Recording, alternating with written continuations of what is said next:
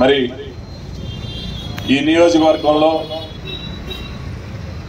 ఉమ్మడి అభ్యర్థిగా ఎవరిని ప్రకటించినా మనమందరం కూడా కష్టపడి పనిచేసి గెలిపించుకోవాల్సిన బాధ్యత మనందరిపైన ఉంది.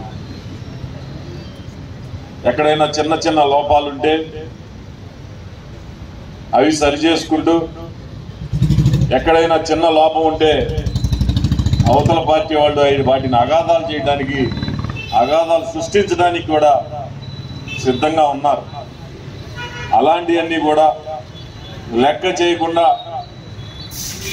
పవన్ కళ్యాణ్ గారు, చంద్రబాబు నాయుడు గారి యొక్క మిత్రపక్షంగా ఏర్పడి ఈరోజు ఏదైతే పిలిపించారో మనకి అది ఒక్కటి తప్పితే ఏది కూడా వినిపించకుండా మనం జనసేన టీడీపీ ప్రభుత్వాన్ని రాష్ట్రంలో ఏర్పాటు చేయాల్సిన అవసరం ఉందని ఈ సందర్భంగా తెలియజేస్తా ఉన్నాం.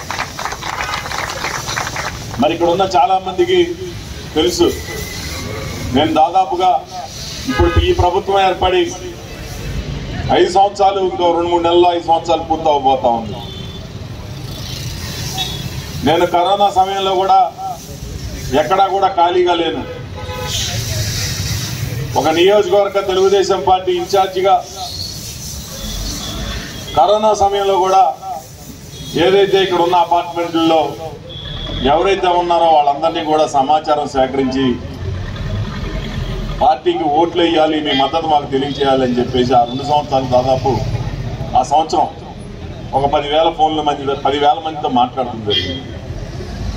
ఆ తర్వాత ఆ కరోనా సంక్షోభం పోయిన తర్వాత 3.5 సంవత్సరాలు ప్రతి ఇంటికి కూడా ఉదయం 7ంటికే బయలుదేరి 10 గంటల దాకా, మళ్ళీ 10 గంటల నుంచి కార్యక్రమాల్లో పాల్గొంటూ మళ్ళీ సాయంత్రం 4 గంటల నుంచి 7 గంటలు, 7:30, 8 గంటల దాకా కూడా ఈ నియోజకవర్గంలో ప్రతి గ్రామంలో కూడా నియోజకవర్గ తెలుగుదేశం పార్టీ ప్రతిష్టతకి కష్టపడి పనిచేయడం జరిగింది. ఆ తర్వాత చంద్రబాబు నాయుడు గారు అరెస్టు చేయడం, మరి తెలుగుదేశం పార్టీకి ఇంతకన్నా పెద్ద సంక్షోభం రాదని చెప్పి మేమందరం కూడా భావిస్తా ఉన్నాం.